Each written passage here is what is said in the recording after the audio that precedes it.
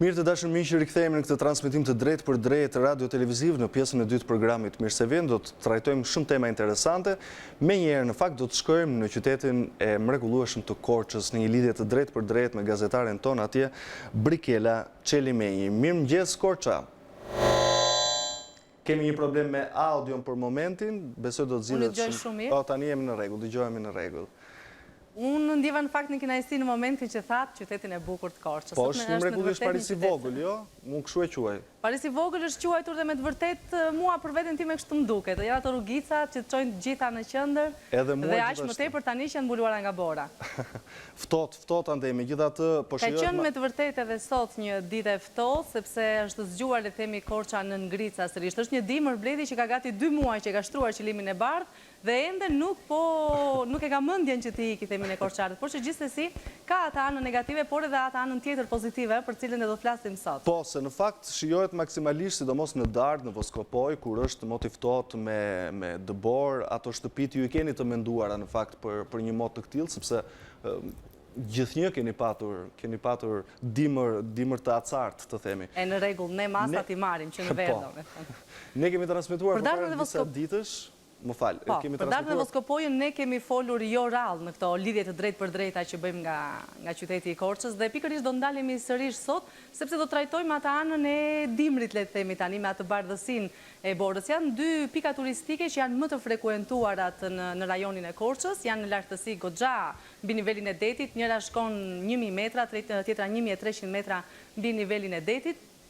Por që gjithsesi edhe gjatë stinës të dimrit ofrojnë një klimë shumë të bukur, ofrojnë bukuri të magjishme natyrore. Pikërisht do doja të ndalesha fillimisht në pikën turistike të Dardës. Ne kemi qenë gjatë kësaj fundjave me kameran tonë në këtë pikë turistike tek pista e fshatit Dardë le të themi. Ka pasur atje me qindra vizitor nga brenda dhe jashtë vendit. Ne do t'u propozojmë tani në moment edhe të gjitha materialet e filmuara. Është me të vërtetë një ditë fantastike, ka pasur diell, ka pasur dhe borë, është nga ato ditët e veçanta që i themi ne në fshatin turistik të Dardës.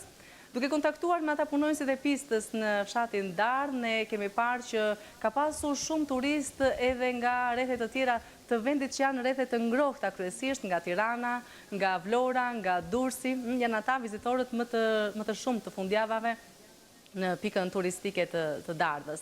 Gati 200 apo 300 vizitor vinë çdo vit çdo fundjavë në këtë pikë turistike, e cila ndodhet gati 20 kilometra larg qytetit të Korçës.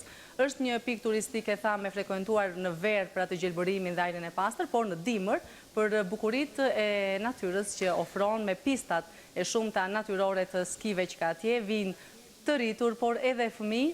Unë nuk e di nëse regjia i ka gati në këtë moment edhe planet. Po, mund të ndjekim planet, po unë jam kurios për infrastrukturën. Janë të aksesueshme këto zona, lehtësisht, dhe paka shumë cilat janë tarifat, çmimet. Sa shpenzon një familje shqiptare nëse vjen aty për një fundjavë? Me sa tarifë? Bledi, për të shkuar në Dardë, thamë, është gati 20 kilometra larg nga qyteti i Korçës dhe rruga është asfaltuar. Ka pasur disa probleme në vende tek rruga e Dardës, por që gjithsesi mund të shkohet edhe me makinat vogla, me automjete private të vogla të gjithë udhëtarëve. Ndërkohë që janë marrë masa për të hequr edhe dëborën, si thua, për ta spastruar. Po, ajo kryesisht mbahet e hapur gjatë gjithë sezonit të dimrit, ja jeni duke ndjekur, këtu jemi në brendësi në fakt të fshatit Dardë, vinë mjaft edhe nxënësët, organizuar nxënës shkollash, mund të shkosh në Dardë dhe tarifat janë të ulta, por që përgjithsisht dhe kryesisht kanë dëshirë turistët të shkojnë dhe me makinat e tyre private. Çmimet Bledi variojnë nga 15 euro një natë, mund të shkojnë edhe deri në 80 euro nata. Pastaj varet nga... Nga luksi që dëshiron, është krejt normale. Po, sipas dëshirave të njerëzve. Akomodimi do thoja është shumë i mirë, ka eksperienca nga shtetet fqinj, ka shumë emigrant të kthyer dhe që e kanë hapur tani këtë biznes në shtëpitë e tyre, janë shtëpi akomoduese, si në Dardë, ashtu është e njëjta gjë edhe për Voskopojën. Atje shërben, domethënë, është e zonja e shtëpisë që përgatit mëngjesin, dhe meqense dolëm tek ushqimi, do thoja që është një zonë turistike që vazhdon ende të ketë ato prodhimet natyrale, le të themi, për të mos folur për bio, por që gjithsesi ka prodhime ende natyrale. E qartë. Darda është shumë e frekuentuar për atë të famshmin lakror në Saç, që i themi ne, lakrorin me 2 pet, por që gjithsesi gjen ende atje ato zajret e dimrit, ato specat e mbushur me gjizë, gjen të rahanan E qartë. të bëra nga anvisat Pamjet janë dardhare. shumë të bukura, natyra është shumë e bukur, duket që mund ta shijosh maksimalisht, po njeriu kur zgjedh këto destinacione për te kënaqësisë të qëndruarit me njerëzit e dashur, ka nevojë edhe për një lloj aktiviteti sportiv sidomos, ë? Ne kemi transmetuar një kronikë. Është skimi, mbetet skimi një nga preferencat e të gjithë vizitorëve. Atje mund të gjesh edhe ski, s'është e thonë ti kesh me vete ski, sepse atje tek pista ofrohen edhe ski për ta shijuar këtë, është dhe një teleferik i vogël. Është biznes që është privat, por që gjithsesi është shumë i mirë për xhepin, le të themi, për xhepin e shqiptarëve. E qartë, është i përballuar. Për të kaluar një fundjavë ndryshe. Ndërkohë do doja tani të kalonim në pikën turistike të Voskopojës. Është një tjetër bukurie, një tjetër perle natyrës që i ka falur natyra rajonit të Korçës. Rruga për në Voskopojë është shumë e mirë, është një rrugë relativisht e re, ka pasur një investim goxha të madh që nga qyteti i Korçës deri në fshatin turistik të Voskopojës, shkon pak a shumë 18 kilometra. Nuk ka asnjëherë probleme të bllokimit të rrugës.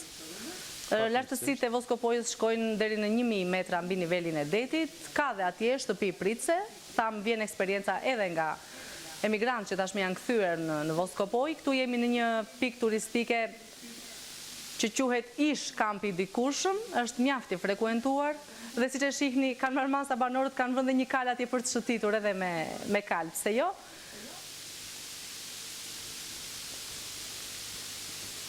Voskopoja një Gjithsesi Bora duket dhe gjithandej po të paktën kishat e saj apo jo? Për traditën. Voskopoja domethënë të jep kënaqësinë krahas natyrës të marrësh edhe informacionin e kulturës. Është një zonë që ka pasur dikur 25 kisha, sot se janë 8 kisha që ruajnë atë historikun, mbartin në vetvete historikun e tyre. Dhe që, pse jo, ti vizitosh në qoftë se ndodhesh një ditë ose një fundjavë në Voskopojë.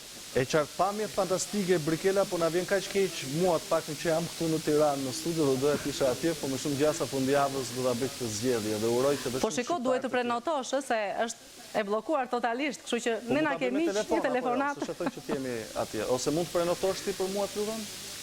Po patjetër. Rops. Patjetër Bledi. Falenderoj shumë Brikela për gjithë informacionet që forcolle në mirë se vjen në këtë lidhje të drejtë për drejtë me redaksionin. Ju përshëndes edhe unë nga Korça. Me shumë kënaqësi si gjithmonë. Gjithë të mira, ditë të bukur. Një ditë të bukur dhe punë të mbarë. Faleminderit. Ishim në lidhje të drejtë për drejtë me redaksionin e Radio Televizionit Shqiptar në qytetin e Korçës. Ndërkohë të dashur miq, pas pak do të flasim për krimin kompjuterik ose kibernetik, siç mund ta quajmë, me zotin Elton Kërlukush, përfaqësues i policisë së shtetit pikërisht për nga sektori i krimit kompjuterik. Po ndërkohë ne do të ndjekim një material shumë të shkurtër se çfarë nënkuptojmë me këtë lloj krimi dhe cilat janë pasojat që mund të sjellë në jetën e çdo kategorie. Klodian Froku e ka përgatitur këtë material për ne, rikthehemi pas pak në studio.